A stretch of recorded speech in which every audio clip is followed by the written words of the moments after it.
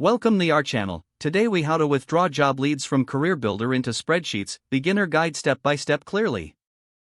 Begin by opening your web browser and navigating to the CareerBuilder website. Log in to your CareerBuilder account using your credentials. Once logged in, use the search bar to enter job titles or keywords relevant to your job search. Adjust the search filters according to your preferences, such as location, salary, and job type. Click on the search button to generate a list of job leads based on your criteria. Once the search results load, review the job listings displayed on the screen. For each job listing that interests you, click on the title to view more details.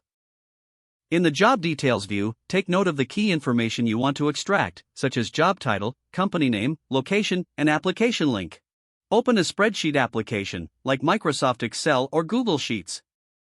In the first row of the spreadsheet, create headers for each type of information you plan to collect. Start with the job title in the first column, followed by company name, location, and application link. Return to the job listing on CareerBuilder and copy the job title from the page. Paste the job title into the appropriate cell in your spreadsheet. Next, copy the company name from the listing and paste it into the corresponding cell. Follow the same process for the job location and application link. Continue this process for all job leads you want to withdraw from CareerBuilder.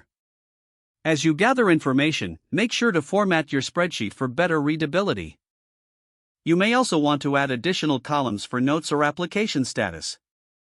Once you have collected all your desired job leads, review the spreadsheet for accuracy. Finally, save your spreadsheet to ensure all your data is stored safely. You can now use this spreadsheet to track your job applications effectively. If the page does not load, refresh the browser or try again in a private or incognito window.